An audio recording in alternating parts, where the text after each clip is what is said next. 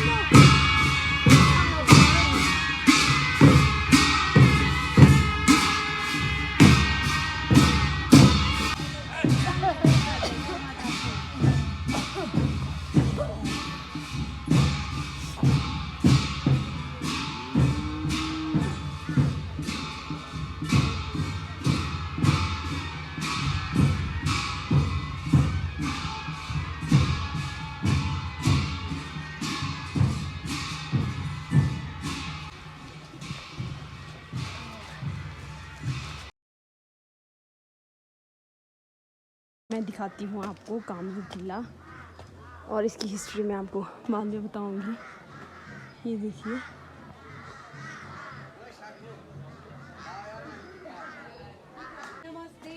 ये यहाँ से इसका एंट्रेंस है इस किले का।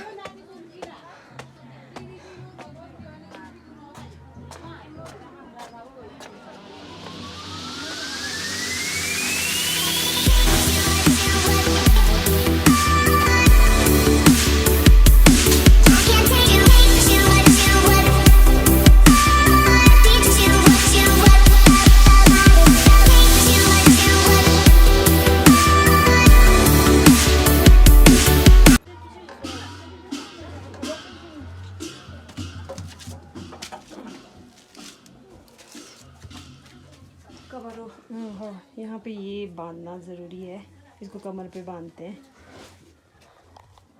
और यहाँ से अंदर ये जो एंट्रेंस है, इसके राइट साइड से नहीं जा सकते और लेफ़्ट साइड से जाना पड़ता है, क्योंकि मे बी वो कुछ ऑस्पिशियस एरिया होगा।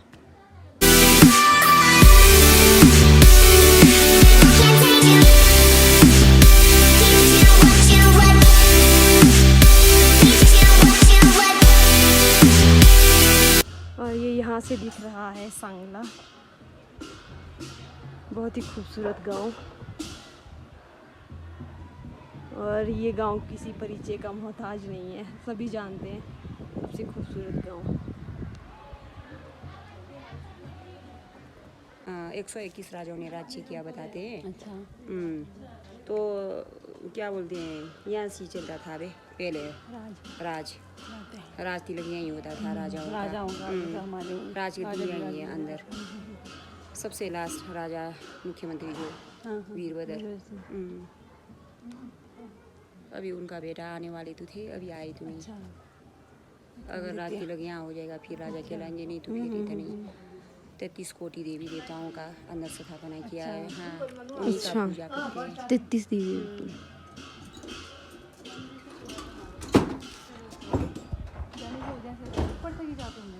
फूल देने में बहुत ज़्यादा टाइम लग रहा है और हम बहुत ज़्यादा बोर भी हो गए हैं, तो कहीं शायद मेला लग रहा है, तो चलो दिखाती हूँ मैं आपको।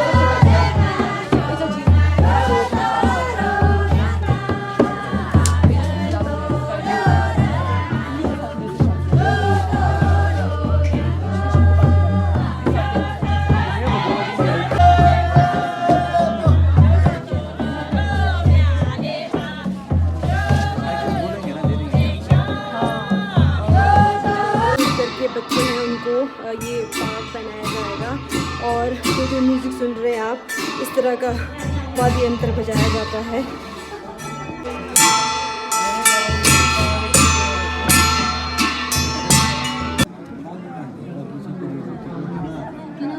ये देखिए जो इन्होंने सर पे बांधा है इसको कहते हैं पाग, और ये जो मामले होते हैं वो पहनाते हैं इनको। और जो शुरू में बैठे हैं इनसे पहले ये है कारदार।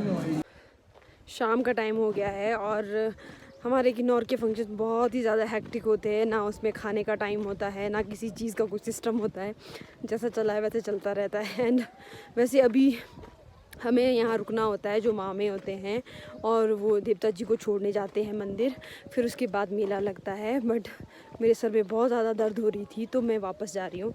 एंड ये आप माला देख रहे होंगे और मैंने टोपी में ये फूल लगा है, ये एज अ ग्रेटिट्यूड ये हमें देते हैं। देखिए कामरू गाँव और ये ऊपर किला जहाँ मैं पहले गई थी। आधा गाँव इस पेड़ की वजह से छुप गया है। ऐसे कुछ देखो, नीचे भी कुछ घर दिख रहे हैं